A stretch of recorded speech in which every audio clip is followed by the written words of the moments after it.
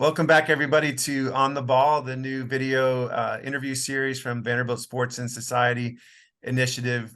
Really happy to have Professor Lou Moore with us from Grand Valley State.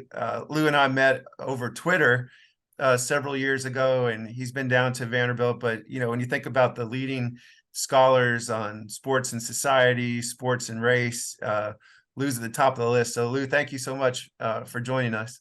Yeah, thank you for having me. And listen, listeners, if you hear my dog in the background, there's a squirrel outside or another dog outside. I'm so sorry. Hey, no problem, man. So you also beat me like at least 2 times in fantasy football playoffs alone, Three where I times, was but thinking okay. I didn't realize you could stay in the playoffs after you lost once. So I don't think I updated my roster the second time. No excuses. Every game counts to me. No, we were done. We were done. I think it's just there. But I was like, what? I'm not gonna let him beat me. And then because I didn't know, so I didn't know that's how you approached it, right? So I Right. was making sure that my guys are ready, even though it doesn't mean anything, Uh-huh. because I didn't want to have to hear how you beat me ever. So I beat you like twice when it didn't count. I So think I had whatever. several Bengals and Bills players that didn't even get to play a game, but Yeah. It was all one of right. those games. Yeah. Well, speaking of football, Super Bowl coming up. It'll be the first time that both teams will have black quarterbacks starting in the game. There's nobody really that has studied this phenomenon of black quarterbacks in the NFL or throughout football more than you, Lou. So, thinking about this, I was like, if 10 or 20 years ago there had been two black quarterbacks starting in the Super Bowl, how would the story have been different? I think there were 19 teams that had a black quarterback at least play for them this year. NFL certainly dealing with racism and its problems with race in so many different ways. But how does the story of the black quarterback really, like, how has that changed? What does it mean? What's the story this year with Jalen Hurts and Patrick Mahomes starting in the Super Bowl versus what that story might have been in the past? Right. So let's just take your question. Let's say it's 20 years ago. If my math is right, we're looking at what, 2003. And so you would it was possible. I'd have to see who's in the AFC, but remember that 1999 draft had McNabb, had Achilles Smith, had Dante Culpepper, right? And Culpepper actually eventually makes it to the NFC Championship. McNabb goes 4 times to the NFC Championship. So that draft worked out, right? And so you're on projection to get there. I believe Vic goes into 01 draft #1, and these are all NFC guys. But I think the possibility was there. But it's just circumstances that gets us here. And I think it would have been a huge deal, right? Because now you're looking at probably, 15 years after Doug, and it sounds a little different. And I honestly think that's where people thought the game was going and just didn't go that way. Hmm. Just because the NFL is when it comes to the black quarterback, I don't think it's changed that much. It's starting to change, and I'll tell you why in a second. But I think it would have been a huge deal because you are seeing that 99 draft to me is so important because of how many get picked. I think, like I said, McNabb, Smith, Culpepper. I believe Aaron Brooks is in that draft. I believe Sean King is in that draft. Three of those guys go to NFC Championship games.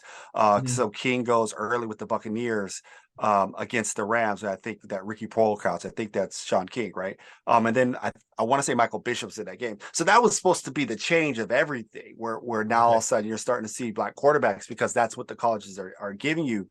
I think what's different now is you have two styles of black quarterbacks who really represent the entire way the league is going. You have Mahomes, who is he's not a classic pocket passer, but he can be. But he's still a classic gunslinger, Hmm. like really built in this Doug Williams Grambling mode. A little bit more mobile than Doug, but Doug was mobile. He just didn't want to be mobile at times. Very rough game back then. And then you have Jalen Hurts, and I think Jalen Hurts is the big one here because Jalen Hurts represents every black quarterback who's been told to switch positions, because you're just not going to make it, right? And my guess is he was told early on, right? You're okay. Maybe you're a dual threat guy and you go to Alabama, but you got no shot in the NFL. Okay, maybe you're a Heisman Trophy finalist, but you got no shot in the NFL.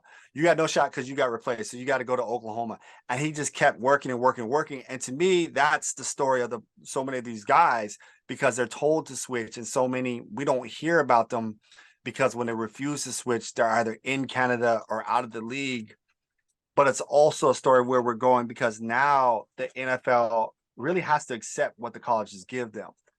In the Mhm. past, and I think David Cole, we'll go Vanderbilt on you guys, right? Yeah. So David Cole is the first black quarterback at Vanderbilt, starts in the early 1970s. Mhm. And he's starting when there's a wave of black quarterbacks starting in college football. But the NFL wouldn't pay attention to him because of the system they're running, right? Vanderbilt's running the veer. Connors Holloway in Tennessee, they switched to the veer. Florida, when they have Gaffney starting, this is all at the same time. They're at the veer. And so the NFL could ignore them. One, because they're like, we don't bring that into them. And two, because in that era, it was said it takes 3 to 5 years to make a quarterback. Well, I'm not wasting 3 to 5 years on this guy, this black guy who's really fast, right? Now I think because you don't have 3 to 5 years to wait, and this is what Mhm. the colleges are giving you, you have to take that risk, right? So, okay, here's Jalen Hurts. Can I work with him? Oh, okay, we can work with this guy. And the other part about it is the Jalen Hurts story, and I know I'm talking a lot for No, listeners, but that's I'm really excited about this, is that he worked really hard to get to this point. yeah. And he refused to lose, right? He refused to hear no, and then he got better as a quarterback. And I think that right there, if this is truly a copycat league, then we're going to see more Jalen Hurts come through the league. There's always going to be a Pat Mahomes, white or black, but there are very few Jalen Hurts out there. And I think we're going to start, hopefully we start to see more of them. Okay. Vandy would have had a black quarterback before Cully. Walter Overton is someone I've spoken to. He was a great high school quarterback in Nashville who was able to play quarterback here on the freshman team. But, Oh, wow. this is the days when they had freshman teams in varsity. And when he moved up to the varsity, he found himself demoted, and Wow. then not only that, told to change positions. And then not only that, experienced the stacking phenomenon where all the black players are moved to wide receiver, so they couldn't all play at the same time. And Right. I'm sure that is a storyline that has, it wasn't just Walter Overton. That was throughout college sports at PWIs back in those days. Right. No, you're right. Like, so many guys just didn't make it. I think Warren Moon winds up replacing a black quarterback too. The guy's on the bench, but you never hear about this guy, right? So Yeah, it's the ones who actually, to even get to this level, how much you have to go through just just to hear your name yeah. starting at a PWI. There's a lot of stuff you have gone through already.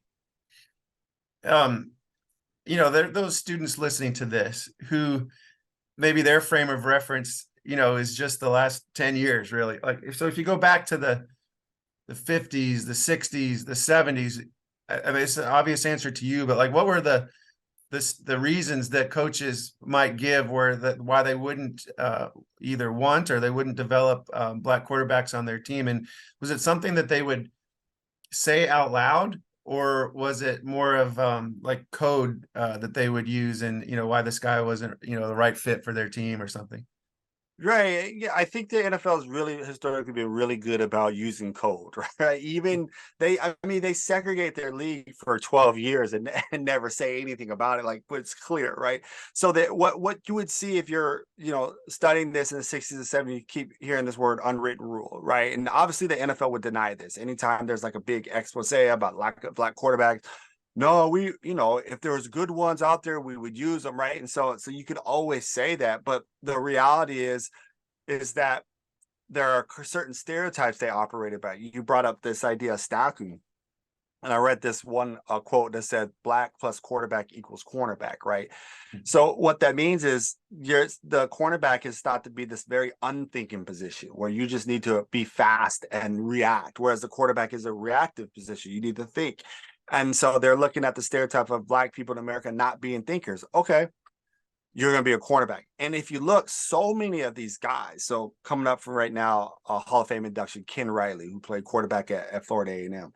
He's going to be a Hall of Fame cornerback, right? All of these guys, even someone like James Harris, the possibility of someone 6'4" like James Harris playing cornerback just boggles my mind. It's like, what were you thinking?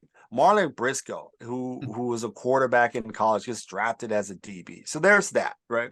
The other part about it is like, we're not wasting our time on you to develop you. And as I said before, the idea that it was believed that it took 3 to 5 years to develop a quarterback. Well, I got this guy who's fast, who's naturally fast, Why would I spend 3 to 5 years and sit him on a bench? Now this is limited, right? Limited teams. So when like someone like a Choo Choo Brackens comes along, there's only 33 players on the Packers and only like 4 of them black.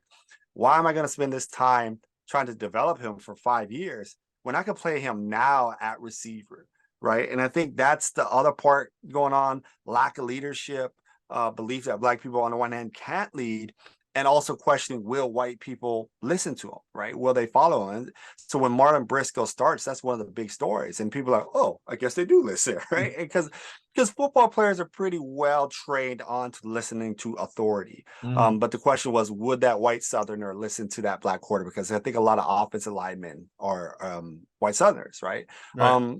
Other things, if you're a black Southerner, can they understand you? So both James Harris and Doug Williams, 10 years apart, people are complaining that their white teammates can't understand that Southern dialect, right? Hmm. The other part, if we go back to leadership, those Southerners, those black Southerners, man, they would, if you grow up black and poor in Jim Crow South, and then you go to a black college, and then now all of a sudden you're in a pretty, 50-50 white space. How will you talk to a white person, right? So, locally, Tennessee State, one of the things they do with Eldridge Dickey, at least that's what the coach said. Hey, we had to teach them how to talk to a white person, right? Cuss them out if necessary. Because a lot of these black players, if you go to HBCU, 50s, 60s, 70s, you've never talked to a white person in your life. Right. And now all of a sudden, you're supposed to be an authority. So I think it'd be interesting. I know Gilliam's, we can't talk to Gilliam, but what was it like all of a sudden being in this white space? We know what, James Harris had to go through, and Doug, like, these guys had been in black spaces their whole life. And I think part of the NFL was thinking is like, can they be in a mixed space?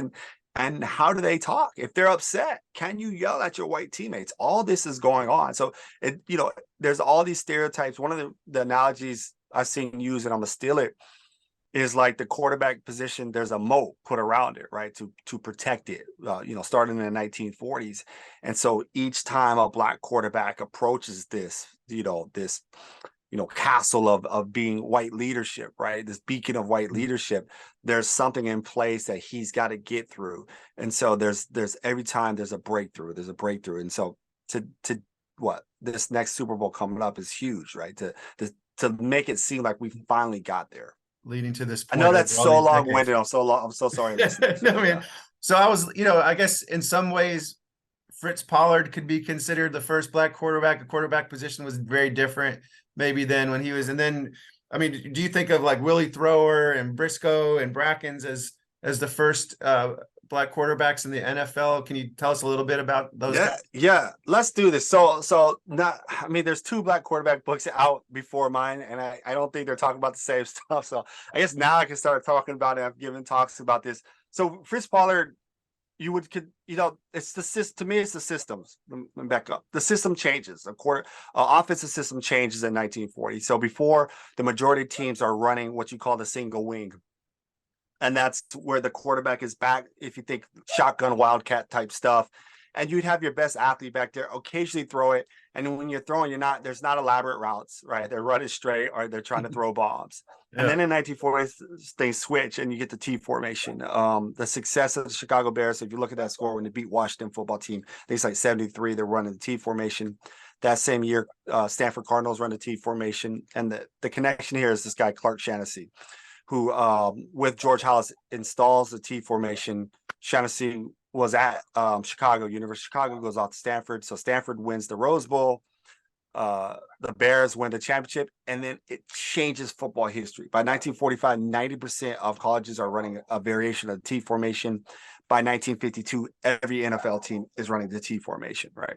So to me, a modern quarterback is you're running T formation, and that's what the NFL is looking for. Eventually, they'll start calling the pro style offense. We don't have time to get into it, but they're going to move somebody out. So the T formation, real quick, is the quarterback's directly behind center, and then there's like 3 running backs behind them, so it forms a T. They'll start to move a little bit. So if you ever watch old like 70s football films, you'll see a quarterback directly under center and 2 guys behind him, left or right. That's the T formation. If they're lined up directly behind them, that's the I formation. That's pretty much what they're running. But it said the quarterback has to be a thinker, has to be smart, has to be brainy, right? He has to know all the plays. This is where he becomes the field general. Long story short, the first quarterback to be tried in the T formation is not Willie Thrower, but it's Kenny Washington. Okay. Washington is signed as the first modern black player in 1946 after they reintegrate. And he was a quarterback in college. In fact, at UCLA in the single wing offense, he has the longest, at that time, longest recorded throw in history. So he's a long bomb guy. He's not a precision passer. But he's also a runner. He's one of the greatest athletes that you have, college athletes. But by the time he gets to professional football, his legs are beat up. He has surgery the year he signs with the Rams. And they're like, well, we can't use him as a receiver or a fullback right now, so we'll try him at a quarterback. And so they actually tried him at T formation, and it went awful. But he does go 1 for 7 in his first game, like as a third string player. And they're like, yeah, this is not going to work. He's going to be a fullback. In the NFL, you're not going to get another guy throwing passes out the T until Willie Thrower in 1953. Choo-Choo Brackens in 1955. There's some other guys attempted in the AFL. Mm-hmm. But we won't talk about that because I don't want people to steal too much of the work, right? So those are the early guys. That's it. Long story short, it's Kenny Washington, then Willie Thrower, then Choo-Choo Brackens. So Brackens is done he's actually cut mid-season in 1955. It's an awful story because a lot of people thought he would have been first because he actually plays in the T formation at Prairie View. But a lot of these black colleges, they'll start running throwing sets. Like Eddie Robinson intentionally. So Eddie Robinson goes from single wing to what you call the wing T, which is really a running set, made popular by Iowa, but he'll add passing into it, like a more sophisticated passing offense into it by 1964, because he's trying to get a black quarterback in the league, and that will be James Harris. Well, okay. So you see really sorry, by the way. Huh? The first team's really 46, but then it's the 50s where the first few guys, and then I was looking, 13 NFL teams have only had their first black quarterback since the year 2000. That's crazy. Almost right? half the league, and then 4 teams just since 2013. Like, I'm a Packers fan. Seneca Wallace, 2013. Yeah. The Colts, Josh Freeman, 2016. Jacoby Brissett, Patriots, 2016. New York Giants, not till 2017. Geno Smith. Right? Yeah. That's starters. Those are starters. Yeah. Right. Yeah. Crazy. Yeah. Crazy, because you think about it real quick. The Packers drafted Brackens in the 17th round in 1955. The Boston Patriots, which will become New England Patriots, draft Andre Jackson in the 5th round in 1969, right? So it's there. The Giants actually sign a black quarterback in 1967, Hank Washington. So they've had these guys, and then all of a sudden, it's the story of the black quarterback. They cut them, they don't make it. Wow. And so you're working on a book now on Doug Williams and Vince Evans, sort of as the heart, but then talking about this whole idea of the black quarterback. I grew up in DC, so I'm really a Packers fan, but I always followed the Washington team. And I remember when Doug Williams started in the Super Bowl. And what's the story of the ridiculous question he was asked by a sports writer at that Super Bowl? How long have you been a black quarterback? Right. But can I be clear, listeners? It's not, and I talk about this in the book a little bit. I don't, as of right now, I'm not getting to the Super Bowl. I just want to focus on the 70s, early 80s. But it's not necessarily a ridiculous question, especially when you understand it, because this came up for him in 1977 too. And the point is, and Doug, Doug a lot of times tried to avoid the race question because he's an Eddie Robinson disciple, and Eddie was weird about talking about race, and Doug didn't want anything to do with it either because he knew how much pressure it was on him. Yeah. But Doug Williams doesn't become a black quarterback until 1977. And the reason why I said this, and the reason why he actually thinks this at that time, right, in real time, is because his whole life he'd been only a quarterback because his whole life it's all black, right? He grows up in an all black small town. He goes to an all black high school. I mean, it's his senior year 72, so there's 4 white guys who are forced to go there, right? But it's all black. He goes to an all black college. So when they're writing about Doug Williams, nobody's putting Doug Williams black quarterback because he's in this black community. It's only until the white media discovers him as a potential NFL player, right? When he's running for Heisman, there's all this Heisman hype. And then it's all of a sudden Doug Williams, black quarterback. And then it's his senior year. It's the first time he actually really has to deal with this. And that's when he becomes a black quarterback. So part of being a black quarterback is the white media seeing you as being in a position to play in the NFL because that's a white position, right? Other than that, you just get ignored. So guys like a Vince Evans, he's early on in his career, he's a black quarterback because he grows up in Greensboro. Now, Greensboro, I don't want to give too much away. It's the first city after Brown v. Board of Education in the South that says we're going to integrate. It takes them till 1972 or 71 to bust, right? Like they say we're going to integrate, but it's a long time. But then there's also like slow integration, and black athletes in Greensboro would actually go to some of these white. They'd be the majority of the black kids there, kind of like a PWI and football teams, right? Mm-hmm. But he starts going, even though the school system's segregated, he starts going to a white school as a junior in junior high, and he's plays for a predominantly white school where there's still a black school in high school. And so he's the black guy, right? And so he understands what it means to be a black quarterback early on in his career. And it's helps him a little bit be able to deal with these things, all the racism that's going to come with it, because when he's in high school, I mean, remember the Titans, right? He's the guy, Mm-hmm. right? He's the one keeping the school together because he's the cool black quarterback. Wow. Oh, that's interesting. Did the reporter actually mean it with that much nuance? Or I think so. No, yeah. I think so because it's a Yeah. local guy. I think the story is it's a local guy who had been kind of dealing with Doug, and Yeah. I don't know if he was saying it to be smart, but I think it's Yeah. the way Doug interpreted it. Like, come on now, right? Yeah. So there's a lot of, hey, Doug was there's just so much pressure on Doug Yeah. throughout his career, and we're lucky he doesn't like just break because if you look at those early black quarterbacks, Eldridge Dixie ran into substance abuse problem. Marlon Briscoe, substance abuse Mm. problem. Joe Gillum, substance abuse Yeah. problem. It's only James Harris who does it, right? Out of those kind of four pioneers, and it's just the pressure Yeah. of being that guy. Like you're a Nashville guy. What happened to Joe Gillum? It's just awful, and I don't think he could. I think he turned to drugs to cope with the racist vitriol, the Mm-hmm. hate mail, the trying to explain when you go. I mean, what is he like? 4-1-1, and all of a sudden they're like, "Yeah, you're not the guy," Oh, boy. and I don't think he was ready for that. Wow. Well, I've got to go get a root canal, so I'd much rather Sorry. talk to you, but Yeah. just have time. So one last question, like when you're looking at the media coverage leading up to this coming Super Bowl, or when you're watching the game, like what are the storylines or the words that you're going to be paying attention to in the way that this battle between Hurts and Mahomes is covered, or this story is covered?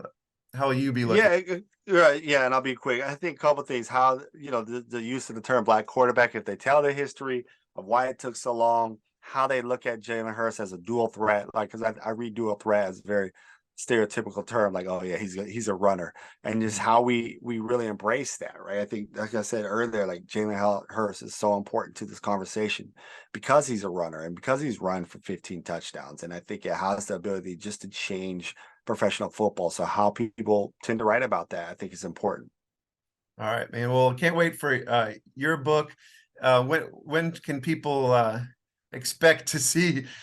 I know this is maybe an Who unanswerable question. So, knows? like how? I can't answer that. I can't No, because so let me say real quick. I know you got to get the root canal. yeah. So I wrote 130,000 words last semester. Okay. Now I have to edit 130,000 words before I let anybody see it. So hopefully my goal is to get a lot of it done during these next 3 months, and then and then in May, and then see where I'm at. I did it kind of backwards. It's like I'm just gonna write the book I want to write, Yeah. and then I'll let somebody tell Then me you'll no after I've written it. Yeah. All right. Yeah, I that's how I did Strong Inside too. I spent 8 years working on it before I had any idea that it might get actually published. So Right. Right. yeah, I can relate. Well, I think it's going to be a fascinating book. Lou, thank you so much. Hopefully we'll get to see you in Nashville sometime soon. I want to talk to you about the idea of hosting a conference at Vanderbilt, on the just the overall topic of race and sports, and definitely been talking to Brandon Bird here on campus about that, and want to get in touch with you to see how we Yeah. can do this Awesome. That'd out. be great. Yeah. That'd Yeah. be sweet.